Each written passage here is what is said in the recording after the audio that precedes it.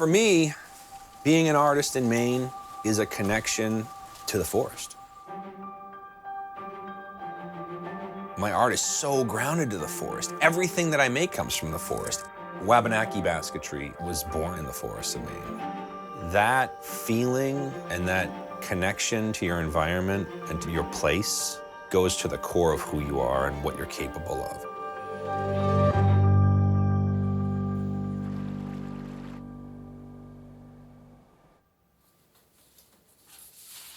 You know, when I say I speak basketry, that's because I've dedicated my life to weaving. Wabanaki weaving is damn close to Maine's oldest art form. It's one of the languages my tribe speaks, and I am one of the carriers of that language. I am a weaver from the Passamaquoddy Nation. When I say Wabanaki, I'm actually referring to all the indigenous people of Maine. We weave with black ash and sweetgrass, which is a grass that grows along the coast.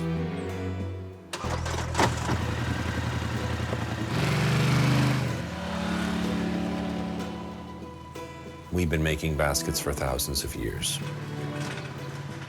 And I come from a family of weavers that goes back generations. We have two styles of basketry, fancy baskets and utility baskets. Utility baskets are pretty self-explanatory. That's the original basket. I make what are referred to as fancy baskets. It's a style I developed based on our traditional baskets. Mine are a very contemporary version. They're decorated with curls, braided materials, colors, and they're much finer weave. When you see Wabanaki fancy baskets, generally you haven't seen anything like that before. It wasn't until my early 20s that I started weaving.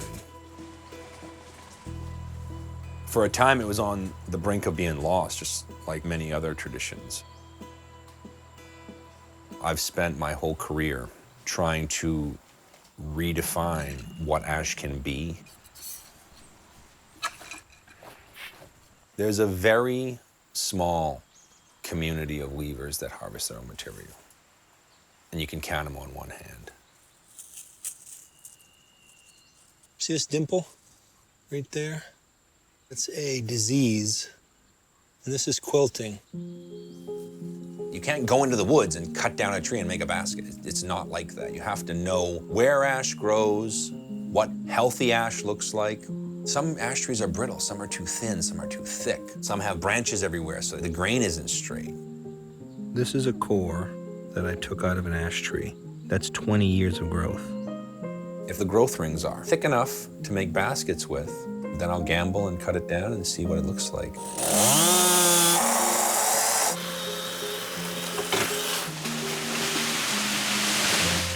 Sometimes I'll be in spaces like museums where they have the white gloves and they're handling the works. And I will get a little chuckle thinking, if you only knew how many times I hit that basket.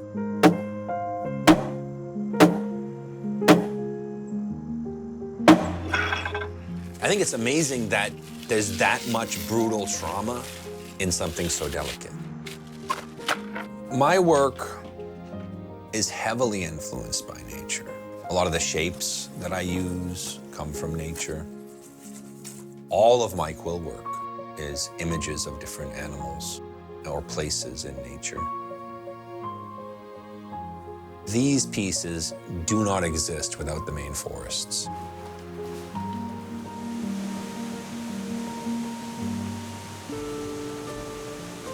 There's been times where I've invented something amazing and I've seen it years later in a museum from 100 years ago. It feels like I have this direct connection to my ancestors, like somehow they've told me what can be done. And it's pretty powerful. Everything has changed for Native people, but we still hold on to certain cultural aspects of who we are. So So if no one does it, it's just a damn sad loss. This is something that my people made, and it's beautiful.